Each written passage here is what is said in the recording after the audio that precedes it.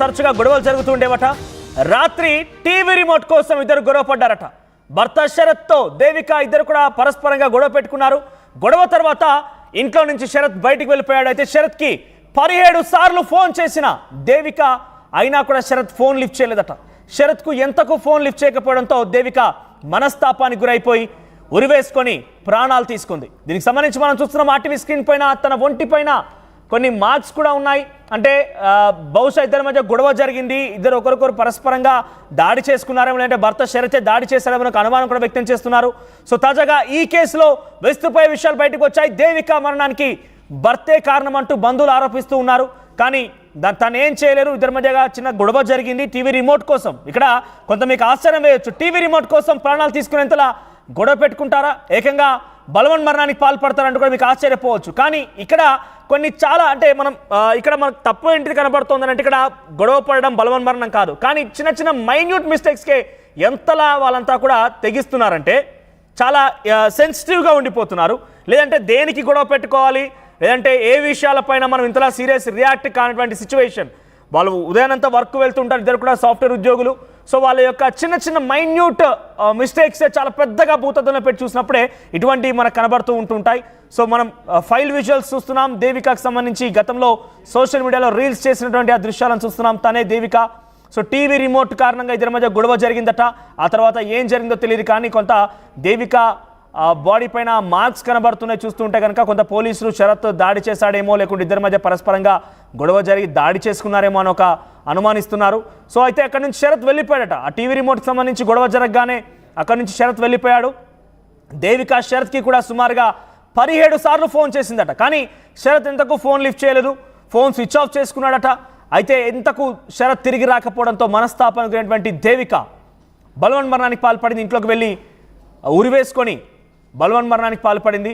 So చిన్న చిన్న అంశాలే, అందుకే చెప్తూ ఉంటాము అతిది మరీ ఏది కూడా అతిగా పనిచేయదు. సో అతిగా ప్రేమ ఉన్నా అతిగా పగ ఉన్నా కూడా అవి పనిచేయవు. ఈ మధ్య కాలంలో చాలామంది కూడా యువ జంటలు ఈ రకమైనటువంటి దారుణాలకే పాల్పడుతూ ఉన్నారు. ఇంతకీ సమస్య ఏంటి, సమస్య తీవ్రత ఏంటి అని కూడా పట్టించుకోకుండా చిన్న చిన్న వాటికే పెద్దగా దాన్ని భూతద్దంలో పెట్టి చూడడం, పరస్పరంగా గొడవ పెట్టుకోవడం. ఇక్కడ చూడండి, చాలా చిన్న టీవీ రిమోట్ కోసం ఇక్కడ చాలామంది కామెంట్స్ చేస్తున్నారు. ఒక్కసారి టీవీ రిమోట్ అనగానే ఇంకో టీవీ రిమోట్ కొనుక్కుంటే పోయేదేముంది, లేకపోతే ఇంకో టీవీ కొనుక్కుంటే పోయేదేముంది, లేకపోతే ఇద్దరు కాంప్రమైజ్ అయిపోయి ఒకటే చూసినా కూడా ప్రాబ్లం ఏముంది. ఇక్కడ అంత సమస్య అయితే కాదు, అంతగా ప్రాణాలు తీసుకునే సమస్య అయితే కాదు. టీవీ రిమోట్ సమస్య. టీవీ రిమోట్ నచ్చిన షో చూస్తున్నట్టున్నారు. బహుశా ఆ షో నచ్చలేదు, భార్యకో భర్తకో నచ్చలేదు, అది మారిస్తే సరిపోయింది, లేదంటే కాంప్రమైజ్ అయిపోయి భార్య భర్త అడ్జస్ట్ చూస్తే సరిపోయింది. అంత మాత్రానికి భార్యాభర్తలు గొడవ పెట్టుకోవడం, ఒకరిపై ఒకరు దాడి చేసుకోవడం, వెంటనే అక్కడి నుంచి భర్త బయటికి వెళ్ళిపోవడం, ఆ తర్వాత భార్య బలవన్ మరణానికి పాల్పడడం. కేవలం వారిద్దరికి పెళ్లి జరిగి 6 నెలలు మాత్రమే కావస్తుంది. చూడడానికి చాలా చక్కగా జంట కనబడుతున్నారు వాళ్ళు.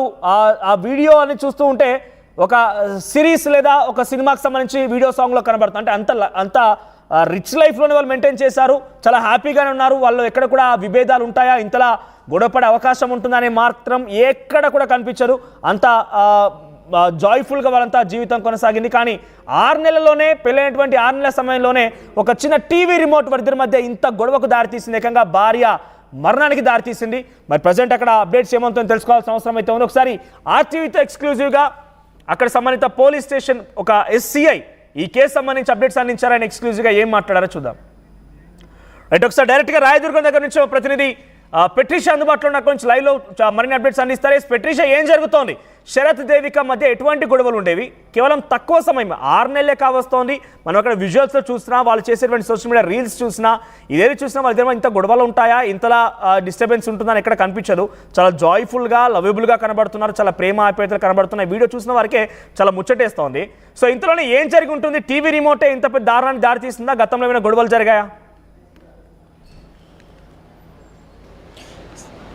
సాఫ్ట్వేర్ ఎంప్లాయీ దేవిక సూసైడ్ కేసులో బిగ్ అప్డేట్ అని చెప్పొచ్చు. ఒకవైపు గత కొన్ని రోజుల నుంచి భార్యాభర్తలు ఇద్దరి మధ్య తరచూ గొడవలు జరిగాయి. ఆ తర్వాత వాళ్ళ మదర్ వాళ్ళు సర్ది చెప్పే ప్రయత్నం చేశారు. నిన్న రాత్రి మాత్రం టీవీ రిమోట్ కోసం గొడవ జరిగింది. శరత్కి దేవికి భారీగా గొడవ జరిగింది. ఆ తర్వాత దేవిక ఏడుస్తున్న టైంలో శరత్ ఇంట్లో నుంచి బయటికి వెళ్ళిపోయాడు. 17 టైమ్స్ దేవిక శరత్కి కాల్ చేసింది. ఒకవైపు శరత్ కాల్ లిఫ్ట్ చేయకపోవడం వల్ల దేవిక తీవ్రమైన మనస్తాపంకి గురయ్యి క్షణిక ఆవేశంలో ఉరి వేసుకొని చనిపోయింది. మరోవైపు సిఐ వెంకన్న ఇచ్చిన సమాచారం మేరకు కూడా ఐపీసీ సెక్షన్ B304 కింద డెత్ కింద కేసు చేశారు. ప్రస్తుతం శరత్ పోలీసుల కస్టడీలో ఉన్నాడని కూడా తెలుస్తుంది. మరోవైపు చూసుకుంటే కూడా అధికంగా కట్నం అడిగారు, డౌరీ అడగడం వల్లనే గతంలో కూడా అడిగారంటూ దేవిక మదర్ అయితే కంప్లైంట్ ఇవ్వడం అయితే జరిగింది. తన కంప్లైంట్ మేరకు కూడా ఇన్వెస్టిగేషన్ అయితే కొనసాగుతుందని పూర్తిగా చెప్పొచ్చు. మరోవైపు కూడా కొద్దిసేపట్లో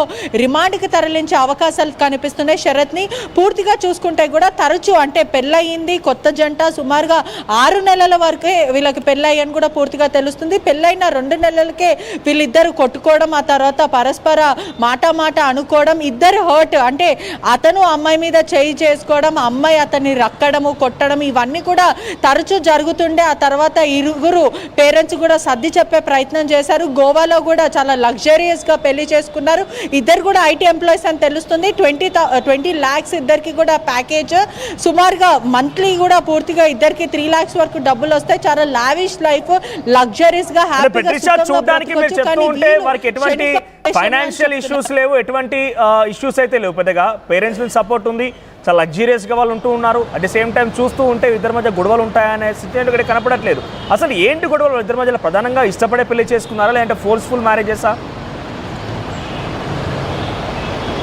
ఎస్, ఇద్దరు కూడా ఇష్టపడి సుమారుగా 3 నెలల క్రితమే అంటే పెళ్లి కాకముందు 3 months ఒకరినొకరు చూసుకున్నారు. ఆ తర్వాత మన ఇద్దరం పెళ్లి చేసుకుంటే బాగుంటుంది అని వాళ్ళిద్దరు అనుకున్న తర్వాత పెద్దల దగ్గరికి వెళ్ళి మేమిద్దరం పెళ్లి చేసుకుంటామని చెప్పారు. ఆ తర్వాత ఈ పేరెంట్స్ అందరూ కలిసి పరస్పర అంగీకారంతోనే పెళ్లి చేసుకున్నారు. ఆ తర్వాత వీళ్ళందరూ కూడా రాయదుర్గం ఎక్కడైతే గచ్చిబౌలిలో ఉన్న పరిధిలో ఒక ఫ్లాట్లో వీళ్ళిద్దరు నివసిస్తూ ఉన్నారు. ఆ టైంలో తరచూ గొడవలు అంటే చిన్న వాటికంటే పెద్దదానికి అసలు ఎందుకు ఆ సిచ్యువేషన్ అని కూడా ఆలోచించకుండా క్షణిక ఆవేశంలో మరోవైపు ఎవరైతే దేవిక ఉందో చాలా తను షార్ట్ టెంపర్ అంటూ పోలీసులు అయితే చెప్పుకొస్తున్నారు. చాలా యాంగర్ మేనేజ్మెంట్, అమ్మాయికి కొంచెం కూడా పేషెన్సీ ఉండదు. ఏదైతే మేము చాట్ రికవరీ చేశామో ఆ కాల్ లిస్టులు, ఆ చాట్ అంతా కూడా చూసాము. పరస్పర ఇద్దరు తరచూ అంటే వాళ్ళ రొటీన్ లైఫ్లో ఎవ్రీడే కొట్లాడతోనే వాళ్ళ డే అనేది స్టార్ట్ అవుతుంటుంది. ప్రతి చిన్న దానికి మైన్యూట్ థింగ్స్కి కూడా వీళ్ళు కొట్లాడుకుంటారు.